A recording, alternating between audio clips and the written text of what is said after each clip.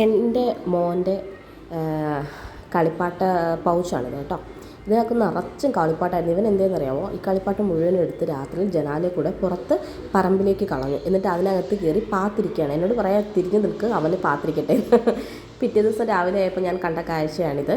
അത് കഴിഞ്ഞിട്ട് ഞാൻ പിന്നെ എന്ത് ചെയ്യാനാ, അവനെ വഴക്ക് പറഞ്ഞിട്ടോ അടിച്ചിട്ടൊന്നും കാര്യമില്ല, കൊച്ചുകുട്ടിയല്ലേ. പിന്നെ ഞാനും മമ്മിയും കൂടെ താഴെ ഇറങ്ങിപ്പോയി ഒരു കസേര എടുത്തിട്ട് രണ്ട് കൽപ്പിച്ച് മതിൽ ചാടാമെന്ന് കരുതി. ഞങ്ങൾ നോക്കിയപ്പോൾ ഞാൻ മതിൽ ചാടി വെളിയിൽ ചാടാൻ നോക്കുന്നിടത്ത് അങ്കു ജനാലയുടെ സൈഡിൽ വന്നിട്ട് നോക്കുക കേട്ടോ, മമ്മി ഇറങ്ങിയതും കളിപ്പാട്ടം പറക്കാൻ പോകുന്നതല്ലോ. എന്നിട്ട് എന്നെ വിളിച്ചിട്ട് ചോദിക്കുക അവനെയും കൂടെ താഴോട്ട് കൊണ്ടുവരാൻ. ഈ കാട്ടിനകത്ത് ഇറക്കാൻ പറ്റുമോ, ഇവിടെ എല്ലാം പട്ടിയും പൂച്ചയൊക്കെ ഒരുപാട് ഇതൊക്കെയുള്ള സ്ഥലമാണ്. പിന്നെ എന്തായാലും ഒരു വിധത്തിൽ ഞാൻ കഷ്ടപ്പെട്ട് അത് ഇറങ്ങി എല്ലാ കളിപ്പാട്ടവും പറക്കിയെടുത്ത് കഴിഞ്ഞപ്പോഴത്തേനും എന്നോട് പിണങ്ങി നിൽക്കുക കേട്ടോ, ഞാൻ ഇറക്കാത്തതിന്. അവസാനം നിങ്ങൾ നോക്കുക, ഒരു കൂടെ കളിപ്പാട്ടമുണ്ട്. ഇത്ര എടുത്ത് അവൻ വെളി കളഞ്ഞ, ഇന്നും കളഞ്ഞിട്ടുണ്ട്, ഇന്നലെയും കളയും. ഇപ്പം സ്ഥിരം പരിപാടി ഇതാണ്, ജനാലക്കൂടെ എടുത്ത് വെളി കളയുക. നിങ്ങളുടെ വീട്ടിലെ കുട്ടികൾ ഇങ്ങനെയാണോ? ആണെങ്കിൽ ഒന്ന് കമൻറ്റ് ചെയ്യണേ. നിങ്ങളുടെ പിള്ളേരെ ഇങ്ങനെയാണെങ്കിൽ എൻ്റെ കർത്താവേ എന്തൊക്കെ പാടാണ് സ്കൂളിൽ വിടുന്നവരെ അല്ലേ.